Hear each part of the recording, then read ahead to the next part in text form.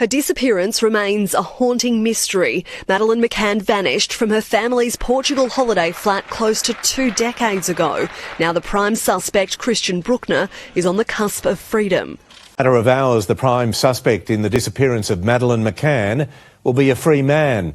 I got nightmares in my head, I fear thoughts build up until I can't feel. My mind fills up into a creature, and it haunts me somewhere much deeper. I got nightmares in my head, I fear. Hello and welcome to True Crime Rocket Science, the most authentic voice in true crime. On the eve of Bruckner's release, and probably by the time you watch this video, he will be released, he will have been released, while the Daily Mail attempts to retell the story of what really happened. The Daily Mail have just compiled an elaborate multimedia presentation, basically an online documentary. They really put quite a lot of effort into it, highlighting the whole story of Madeleine's disappearance with everything, slick graphics, images, and curated narrative.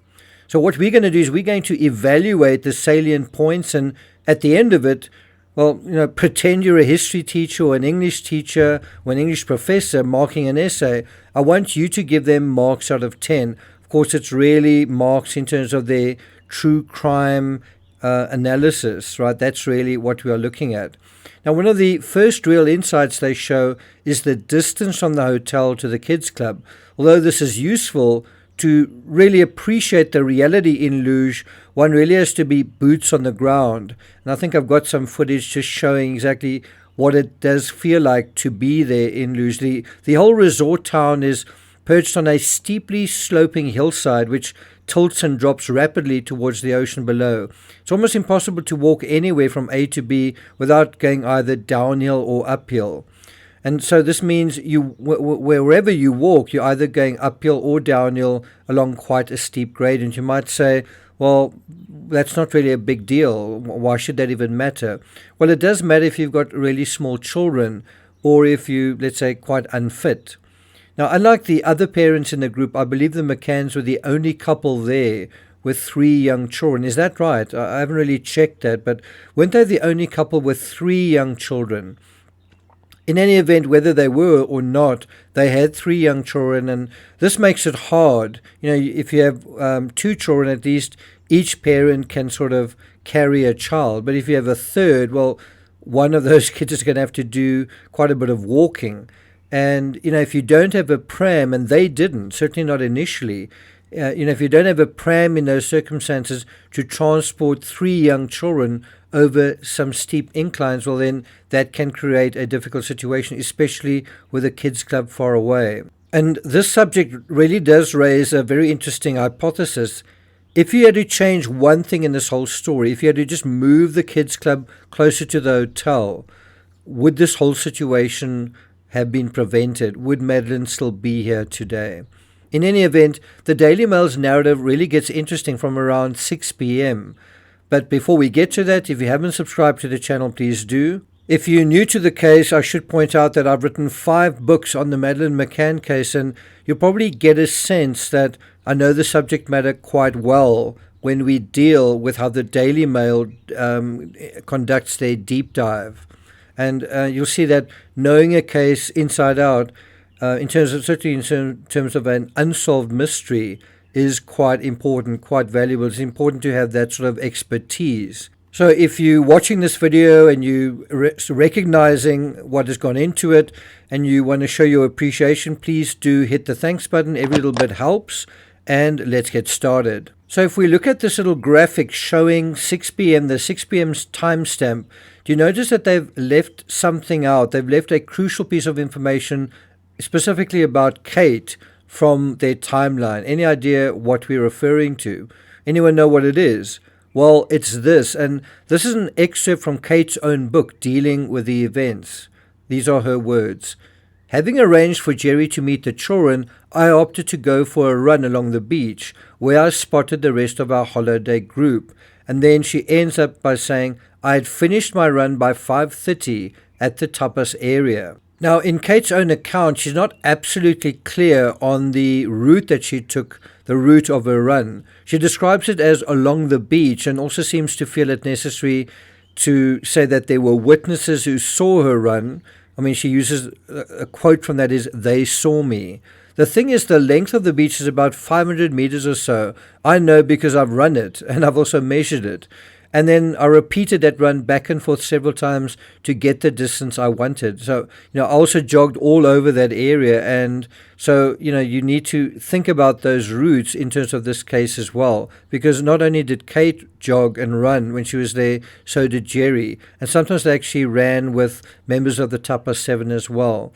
Now, it's not clear whether Kate did this, where she ran up and down the beach, or whether she also ran to the west side of Luge, which is also along the sea, and it is basically a very well-known jogging route. People also walk their dogs there. People go for walks along there as well. It's quite scenic. But it provides a much longer, extended, uninterrupted route, that route to the west. But Kate doesn't really mention that. She simply says that she ran along the beach. As I say, if you just ran along that piece of beach, it's really not a very long run. It's going to take you 5 minutes. It's also towards this area, towards the west, this dog walking area, that the Smith sighting occurred, which, need I mention, is along the beach, or very close to the beach, near the coast, right? It's important to bring up this detail because it plays into the events immediately preceding Madeleine's disappearance. What was Kate doing? Where was Kate just before this happened? Well, she was running a route along the sea. What happened when Madeleine disappeared? Someone seemed to take her towards the sea. Has anyone sort of made that link? And is there a link in terms of that? Now, whether or not this is relevant is debatable, but that also brings up something else. If Madeleine's mother went for a run, then immediately after that run, Madeleine's mother would have a need immediately after running, as I say, to do what? Well, to take a shower. Now, before we return to the Daily Mail's deep dive, I wouldn't be doing my due diligence if I didn't highlight one more excerpt that Kate felt was necessary to include on this day of all days, the last day, arguably, possibly, potentially, of this little girl's life. She writes, "Madeleine was sitting on the tapas terrace eating. She looked so pale and worn out. I went straight up to her and asked if she was all right. Had she been okay at the club? Yes, she said. 10 minutes later, the 5 of us went back to the apartment. I was carrying Madeleine because she was so exhausted. We skipped playtime that evening." So here you have a instance where one presumes she was with the twins as well, and of the 3 children, Kate elected to carry Madeleine. I'm assuming that's the case, but once again, she's carrying her because it's quite a steep, even the short section from the tapas bar to the apartment. I've actually walked that literally from the tapas bar to the apartment. There's quite a short uphill section, and Madeleine apparently was so exhausted that Kate picked her up and carried her that little piece. Meanwhile, Jerry was meeting Dave, Matt, and Russell at 6 p.m. for the men's social tennis night. We decided we'd bath the children early, especially as they were all tired. And then you'll notice at the very end of that, she talks about she took a quick shower, while they were in the lounge, she calls it the sitting room, playing games, she took a quick shower. Now, the first thing to note here is that Kate is at pains to really stress, really emphasize just how tired and exhausted Madeleine is, more than the twins even. She seems to do this, or let me put it another way, the impression she creates by doing this is that it suggests when she puts Madeleine to bed, she's going to be lights out and asleep virtually immediately. Curiously, Patsy Ramsey in the John Benet Ramsey case had a very, very similar story. The same story regarding John Benet, who was so exhausted, Patsy described her as zonked out, already sleeping in the car, basically sleeping through Christmas. Now, how many children do you know who would do that? And of course, in spite of this version of events from the parents, it would later emerge that John Benet seemed to have gotten up and eaten pineapple when no one was looking, so she couldn't have been that tired after all. Now, coming back to the McCann case, the other aspect to note is how Kate admits that sometimes when she was alone, and I think it's safe to assume she was alone when she took the shower, but, with all 3 children in her custody, when she was alone, she then left them in the lounge to take, as she puts it, a quick shower. right? In other words, there was a point where she was with all three children and she took a shower, which means there was a very limited period of time where they were not apparently under supervision. That's how I interpret it anyway. All right, now we're just adding a little meat and potatoes to the Daily Mail's somewhat bland deep dive. Now we're going to just go through it in more detail. And this is the first significant milestone in their timeline. This is the first of six milestones in the Daily Mail's deep dive. I suppose we could put that title up there. 6 milestones in the Daily Mail's timeline. Number 1, as the children settled, the McCann showered. That's a quote from there, right? It's been speculated that Madeleine may not necessarily have always slept with the twins, speculation that was based on the assumption that Madeleine was a light sleeper, struggled to settle down, had trouble sleeping, but not just that, also based to some extent on the configuration of beds in this image, which would allow space, in theory, for the twins' cots in the parents' bedroom, thus theoretically allowing Madeleine to sleep undisturbed. Even the Daily Mail deep dive suggests a period where one or both parents were not supervising the kids. Why? Because they were showering. Why is this important? Well, it may not be, but consider the following. Folks are so caught up in a scenario where something could have happened to Madeleine while the parents were at dinner, there's been very little examination of another possibility, that something could have happened before dinner. If this seems a stretch, even Kate describes an interesting side note where one of the Tupper 7 visited apartment 5A late on the afternoon when Madeleine disappeared, and I think an upstairs neighbor also saw someone coming into the house or going through that gate. But let's go back to Kate's version of events. She said, I wanted to freshen up after my run. I thought I'd take advantage of these quiet few minutes.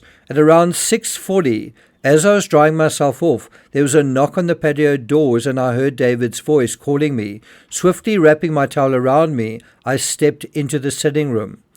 Now, what is very interesting, certainly intertextually, is how this image of Kate, freshly showered, dripping with water, towel wrapped around her, walks around a soon-to-be crime scene. Amanda Knox seemed to do the same thing as well. In other words, it's hypothetically an explanation for why there is water or wet footprints in various rooms. Have you ever considered that? Well, I just think it's quite interesting. Kate also describes washing Madeleine's pajama top earlier that same day as well. One other thing worth noting is that Kate places herself and the kids, and obviously Madeleine and possibly Dr. Payne, in the lounge, specifically the couch of the apartment. And we really want to circle that word, the word couch, because the couch ended up being the ground zero of the dog alerts from both dogs. Again, I just think it's quite interesting. Now let's go on to the Daily Mail's next timestamp, 8:35 p.m.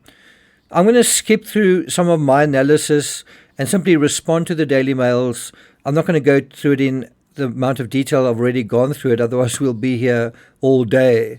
But the McCanns are the first to arrive at dinner, which is interesting in and of itself. If you think about it logically, the first to arrive suggests they can or will or should be the first to leave as well. You may think this is a silly detail, but Kate herself brings it up in her book. She says, we headed straight to the restaurant without seeing anyone else. We were the first of our party to arrive. That brings us to number 2, unlocked doors. Why does there need to be a break-in? Just think about that. If you've ever been to the hotel complex, and I have, the entire rear area, the part where the window is very exposed, very exposed. First of all, it's exposed to the parking lot, an area where hotel guests might be arriving or leaving at any moment. This alone makes it a terrible choice to use this area to abduct a child against her will, to move in and out and not want to be seen. Second, there's a complex opposite the hotel that overhangs and overlooks the parking lot and has an unfettered view of the window. You would have to be crazy to get up to mischief when those on the balconies opposite had clear line of sight not only over the window but a whole chunk of the abductor's route. They could follow your movements for a really long way. And it's in this sense that the Tanner man sighting is so ridiculous, because he would be walking right in front of these apartments and the road just goes on and on and on. You would just see this person walking with a child all the way. Third, why on earth would you want to break the shutters open, which is a noisy business? when you could simply slink out, presumably the same way you slunk in, through the unlocked patio door. Does that make sense? Also, this exit takes you into a much more secluded area with far less vehicle and foot traffic. Interestingly, in Jerry's version of events, he wastes a considerable amount of time when he does his check. He even goes to the restroom. It's also fascinating that in Jerry's own version, he wanders for a moment whether Madeleine went into their room, which means he went into the room to check. Remember, one of the cadaver dogs alerted in the parents' bedroom as well. Number 3, why are they still bringing up the debunked Tanner man sighting? And that's a reference to the Daily Mail's 9:10 p.m. timestamp. Jane Tanner claims that she saw Jerry when she went to do her check, when he was still doing his check, but he wasn't returning to the restaurant. One aspect that seems to be a little iffy is exactly when Jerry returned to the table after his first check. Exactly how long was he away from the table? And also, who exactly was present at 10 p.m. at the table when the Smith sighting occurred? You will see in a moment the Daily Mail admitting the Tanner man sighting was debunked, and in fact the Daily Mail themselves reported on it being debunked. They reported on the man coming forward. It was Julian Totman. There was even an admission also on the Daily Mail that Jerry played tennis with this man earlier that same day. So why are they still wasting everyone's time even bringing it up? It's also very convenient for Jerry that the person Tanner believed was the abductor and led the cops on a wild goose chase, investigating for 4 years. Well, Jerry had his back to that person when she saw him, and Jess Wilkins apparently too.